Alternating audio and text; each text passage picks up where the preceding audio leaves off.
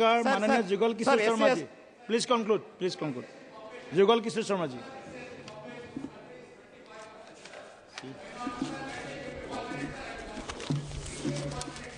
Sir, give me 1 minute. सभापति महोदय, Sir, give me 1 minute. Sir, give me 1 minute, sir. Sir.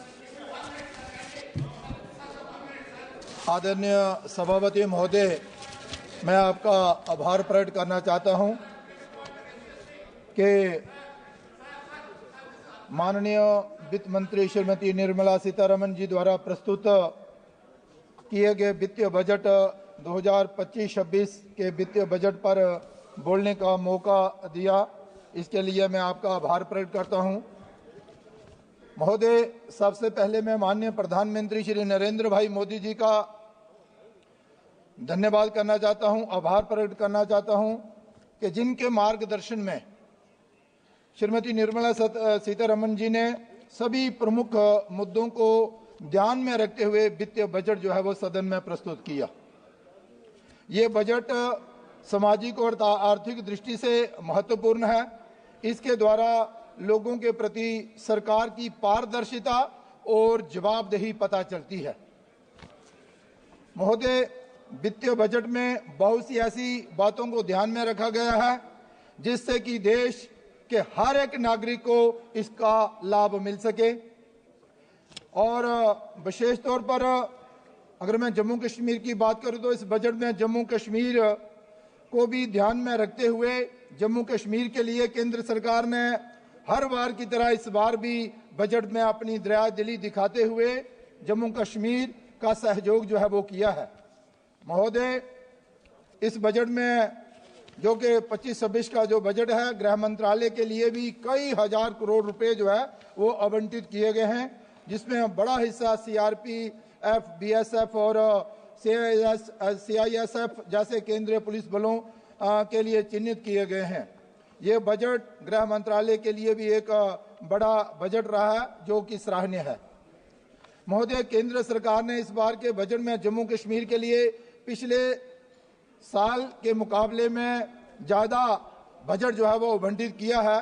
Budget 2025-26 में 41,000 करोड़ रुपए की सहायता जो है वो जम्मू कश्मीर को दी है। इस बजट को लोगों ने सराहा है और ये बजट लोगों की उम्मीदों का बजट बताया है। इस बजट में सभी क्षेत्र के समग्र विकास को ध्यान में रखा गया है। महिलाओं, किसानों और युवाओं के लिए भी बहुत सारी बातें जो हैं वो इस बजट में कही गई हैं, घोषणाएं की गई हैं। युवाओं पर भी विशेष जो ध्यान दिया गया है और किसानों को भी राहत दी है। देश के साथ साथ जम्मू कश्मीर के लोगों ने भी इस बजट को जो है वो सराहा है, इसका स्वागत किया है। केंद्रीय वित्त मंत्री श्रीमती निर्मला सीतारमण जी ने ये जो बजट पेश किया, केंद्रीय बजट को जम्मू कश्मीर के लोगों ने स्वागत किया है। जम्मू कश्मीर के लोगों ने बजट को जनहित बजट करार देकर खुले दिल से इसका स्वागत किया है। महोदय, उनका कहना है कि ये बजट उनकी उम्मीदों के अनुकूल है और इस बजट से प्रदेश की अर्थव्यवस्था और मजबूत जो है वो होगी। महोदय, इस बजट को न केवल पूरे देश में बल्कि जम्मू कश्मीर की अर्थव्यवस्था को भी अधिक मजबूत बनाने के लिए बनाया गया है। मुझे इस बजट में सबसे बड़ी बात जो लगी कि बजट में तमाम क्षेत्रों के समग्र विकास को ध्यान में रखा गया है और हमारे जम्मू कश्मीर के लिए 41,000 करोड़ रुपए की लागत का सहयोग जो है वो किया गया है, इस मंजूरी दी गई है। लेकिन केंद्र हमारे इस प्रदेश के विकास के लिए कितना गंभीर है ये दर्शाता है। इस बजट में हमारी महिलाएं, विशेषकर अनुसूचित जाति व जनजाति की महिलाओं के लिए भी एक बड़ी सौगात है और पहली बार अपनी रोजगार इकाइयां स्थापित करने वाली इन महिलाओं के लिए आसान लोन उपलब्ध करवाने का जो मौका उन्हें जो है वो दिया है। महोदय, जम्मू कश्मीर प्रदेश में भी उक्त जाति जनजाति की महिलाओं को न केवल इसका वित्तीय लाभ होगा बल्कि आत्मनिर्भर बनने की भी जो उनकी चाहत है वो पूरी होगी। हमारे देश के GDP में भी इनका बहुत बड़ा योगदान जो है वो रहता है। महोदय, मैं अगर बात करूं कि विश्व का तीसरा विकसित देश जो है वो भारत बनने जा रहा है।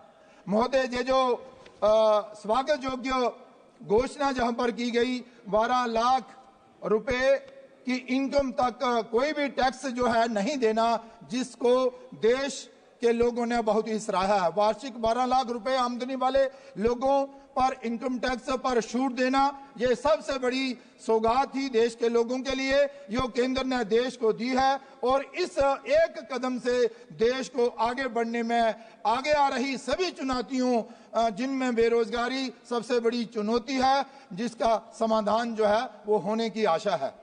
महोदय, इस कदम से हमारे मध्य व गरीब वर्ग के लोगों को सबसे ज्यादा लाभ होगा और उनकी आर्थिक स्थिति मजबूत होगी। इससे पहले हमारे इस मध्य वर्ग की आमदनी का ज्यादा हिस्सा जो है वो टैक्स की बेंच चढ़ जाया करता था। अब केंद्र के इस कदम से उनका बजट नहीं बिगड़ेगा और उनको काफी बचत भी होगी।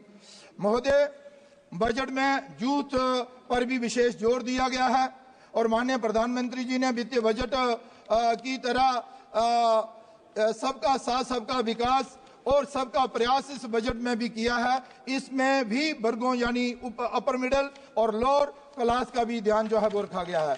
महोदय, विशेषकर पढ़े लिखे बेरोजगार युवाओं के लिए रोजगार हासिल करने के लिए कई प्लेटफॉर्म उपलब्ध कराए गए हैं। महोदय, मैं कहना चाहता हूं कि स्वास्थ्य क्षेत्र में मेडिकल एजुकेशन के लिए जो घोषणाएं की गई हैं, जिनमें 10 साल में 1.1 लाख मेडिकल सीट्स और विशेष तौर पर अगले साल मेडिकल कॉलेजों में 10,000 अतिरिक्त मेडिकल सीटें जो हैं वो बढ़ाई गई हैं और आने वाले 5 सालों में 75,000 मेडिकल सीटें बढ़ाने का जो लक्ष्य रखा गया है, इससे युवाओं के लिए जो देश और समाज के लिए प्रति कुछ करना चाहते हैं और उनके लिए ये एक बहुत ही अच्छी बात है। महोदय, मैं कहना चाहता हूं कि इसके साथ ही कृषि में भी तेजी आएगी और कृषि और बागवानी जम्मू कश्मीर की अर्थव्यवस्था जो रीढ़ की हड्डी है, जिससे इस साल का केंद्र बजट पूरे क्षेत्र के किसानों के लिए उम्मीद की किरण बनकर आया है। प्रधानमंत्री धन धान्य कृषि योजना के साथ सरकार का लक्ष्य कम उत्पादकता वाले 100 जिलों को कवर करना है, जिससे देश भर में करोड़ों किसानों को लाभ होगा। जम्मू कश्मीर के भी जहां हजारों किसान पहले से ही किसान क्रेडिट कार्ड के माध्यम से इसका लाभ ले रहे थे। महोदय, मैं ये जरूर कहूंगा कि किसानों के सामने सबसे बड़ी चुनौतियों में से एक केसीसी ऋण पर जो 3 लाख रुपए की सीमा थी, अब उसे बढ़ाकर 5 लाख रुपए तक बढ़ा दिया गया है। यह किसानों के लिए एक बहुत बड़ी राहत की बात है। महोदय, मैं आपका ज्यादा समय ना लेता हुआ इतना जरूर कहूंगा कि कैंसर और असाधारण रोगों और गंभीर रोगों के उपचार के लिए 36 जीवन रक्षक दवाइयों को सीमा शुल्क से छूट दी है। ये आम गरीब के लिए बड़ी राहत की बात है। महोदय, आयुष्मान भारत के माध्यम से भी देश के आम गरीब जो हैं बड़ी से बड़ी बीमारी का इलाज करवा रहे हैं। और विशेष तौर पर मैं आपसे कहूं तो ये जो लोग हैं जो मकान के किराया पर निर्भर रहते हैं, उन लोगों को भी बड़ी राहत जो है वो देश के प्रधानमंत्री जी ने जो है वो दी है। खिलौना क्षेत्र में भी क्रांति लाई है और फिर सीनियर सिटीजन नागरिकों को टीडीएस की सीमा छूट 50,000 से बढ़ाकर 1 लाख की है। अंत में महोदय, मैं आपसे कहना चाहता हूं कि ये जो 4 करोड़ गरीबों को मकान की सुविधा मिली है, आने वाले दिनों में भी ये क्रम जारी रहेगा। रेल के प्रति अपनी एक छोटी सी बात रखकर अपना कथन समाप्त करूंगा। रेलवे क्षेत्र में भी एक क्रांति पूरे देश भर में आई है, लेकिन जम्मू कश्मीर के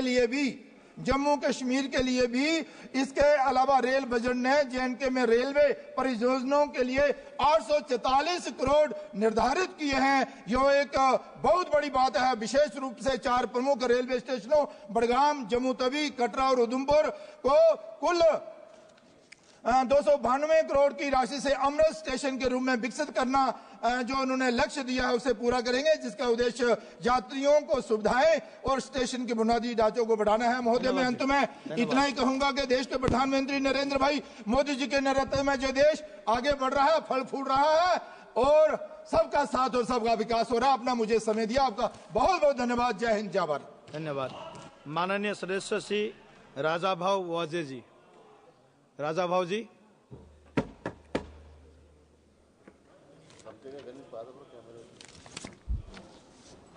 माननीय सभापती